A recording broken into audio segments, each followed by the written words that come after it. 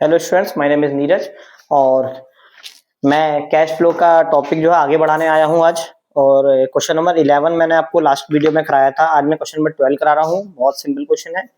इसको एक बार मैं शो करता हूं, बाकी मैं फोटो भी वीडियो पे लगा दूंगा। ठीक है, ओके। अगर आपको कॉपी करना है तो पॉज करके कॉपी कर सकते हैं। ठीक है, आइए देखिए क्वेश्चन नंबर 12 क्या कहता है।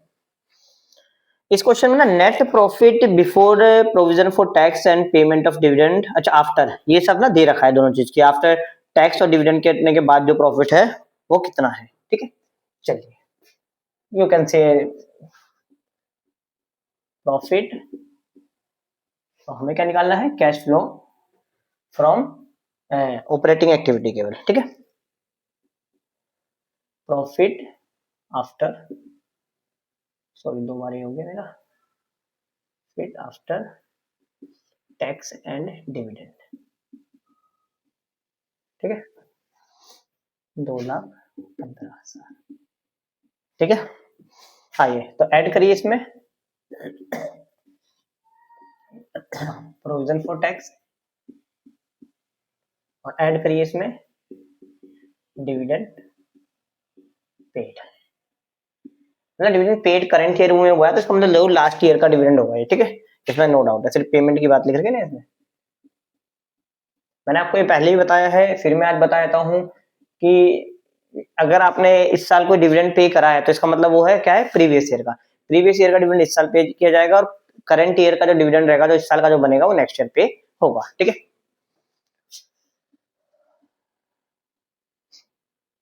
अच्छा हाँ, इसमें ना एक चीज और करनी होती है, आपको पता है नीचे रिफंड ऑफ टैक्स भी दे रखा है।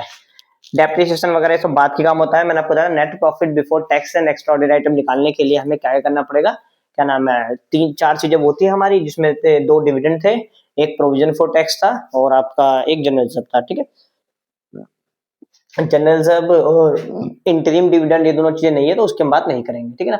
एक्स्ट्राऑर्डिनरी आइटम भी था एक, डेबिटेड वाला और क्रेडिटेड वाला, वो दोनों भी यहाँ पे नहीं है तो उसकी बात हम नहीं करेंगे। हाँ, रिफंड ऑफ टैक्स था, जो कि हमें क्या करना होता है, माइनस करना होता है। आप चेक कर लीजिएगा चाहे उसमें। ठीक है, LESS।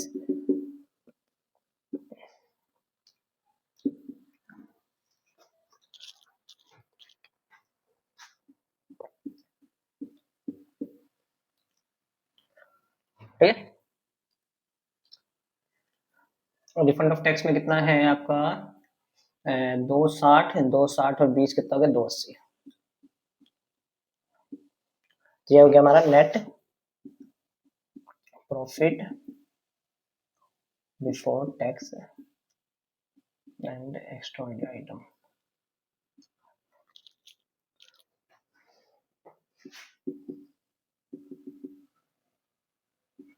Depreciation,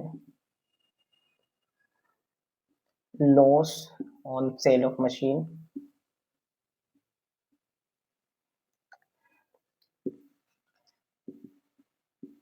patents, amortisation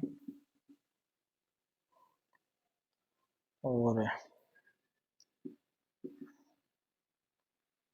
gain on sale of land. ठीक है, चलिए तो ये सब चाहिए हमें पता था। नॉन कैश और नॉन ऑपरेटिंग एक्सपेंस, जैसे कि नॉन कैश ये दोनों है, ये एड बैक होंगे।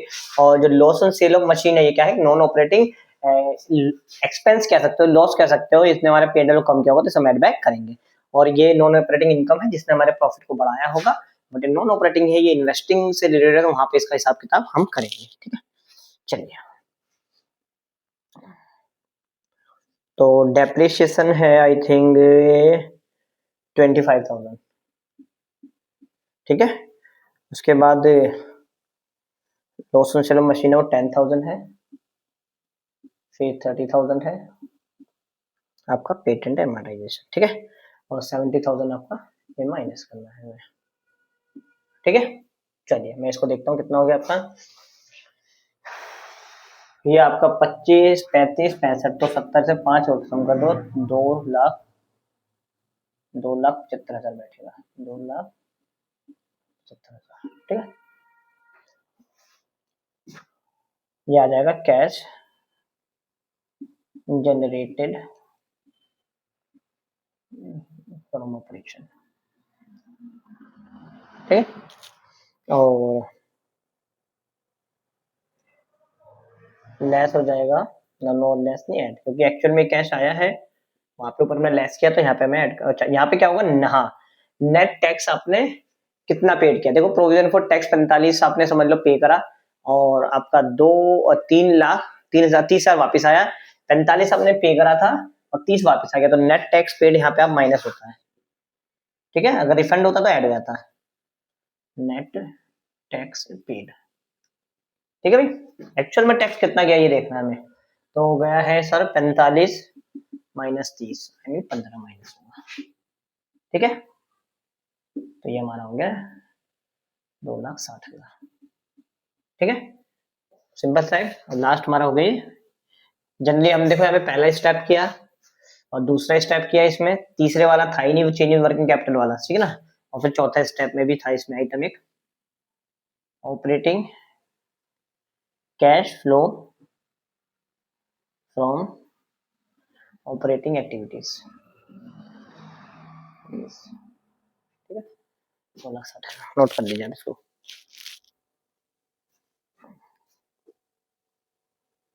आइए मैं क्वेश्चन नंबर 13 अब करा रहा हूँ जल्दी जल्दी थोड़ा, क्योंकि चीजें हम समझ चुके हैं, बस क्वेश्चन ट्राई करना है, और इसका मैं फोटो जो है ऐड कर दूंगा इसमें वीडियो से पहले, ठीक है। क्वेश्चन नंबर 13 क्या कहता है, ये 2025 की बुक है, अगर कोई पुरानी बुक है तो थोड़ा आगे पीछे हो सकता है। तो इसमें सबसे पहले ना 7 लाख प्रॉफिट दे दिया गया हमें, और पहले स्टेप की चीज अगर मैं ढूंढता हूं तो मेरे को सिर्फ जनरल सब दिख रहा है, ठीक है, क्योंकि डेप्रिसिएशन दे रखा है जो कि सेकंड स्टेप में यूज होगा, गुडविल एमोर्टाइज भी सेकंड में, गेन भी इसमें होगा। तो बहुत सिंपल क्वेश्चन है, मैं जिसमें ज्यादा टाइम नहीं लूंगा। आप देख रहे हो फर्स्ट स्टेप में कोई बड़ी बात नहीं है, तो वर्किंग नोट नहीं बनाना, मैं इसमें डाल दे रहा हूँ, ठीक है ना। वो मर्जी है आपकी, वर्किंग नोट आप अलग से बना के लाओ उसको, या फिर इसमें ही पुट कर दीजिए, चाहे छोटा हो चाहे बड़ा, उससे कोई इशू नहीं है, ठीक है। आइए तो मैं स्टार्ट करता हूँ। समझ लीजिए profit of the year 7 lakh after consume, ठीक है। वो प्रॉफिट वर्ड यूज कर रखा, तो हम भी केवल प्रॉफिट वर्ड यूज करते हैं, ठीक है। आइए 7 लाख, अब इसमें आप ऐड कर दीजिए transfer in general reserve, transfer general reserve कितना है आपका 60,000, ठीक है। तो और तो कुछ है नहीं, प्रोविजन फॉर टैक्स नहीं है वगैरह वगैरह, जो 4-5 आइटम थे वो नहीं है, तो सीधा हमारा आ जाएगा net profit before tax and extra ordinary item, ठीक है ना। तो जाएगा 7,60,000, 7,60,000, ठीक है। अब आ जाइए नॉन कैश आइटम वाले पे, नॉन कैश और नॉन ऑपरेटिंग। तो इसमें डेप्रिसिएशन है एक, और एक एमोर्टाइजेशन है, और एक गेन है, सेल ऑफ लैंड,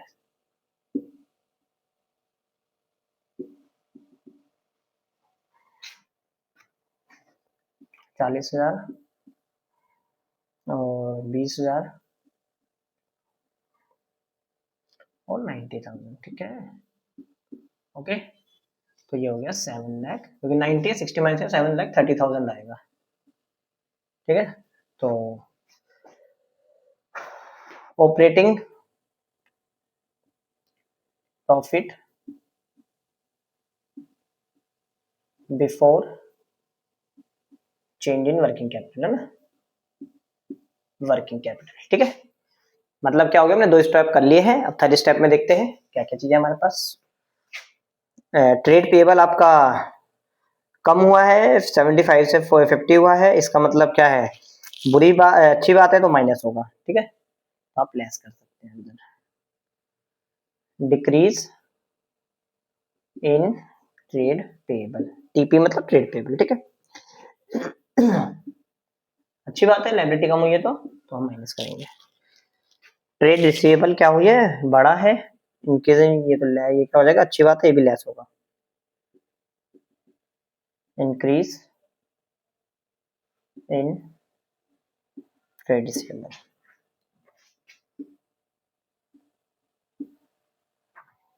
ठीक है। प्रीपेड एक्सपेंस है 18 से 10 हुआ है, बुरी बात है, ये ऐड हो जाएगा। एसिड आपकी कम हुई है ना, तो ऐड हो जाएगा, बुरी बात है, ठीक है ना। Decrease in prepaid expense. ठीक है, तो ये बन गया आपका 8000। ठीक है, 40 और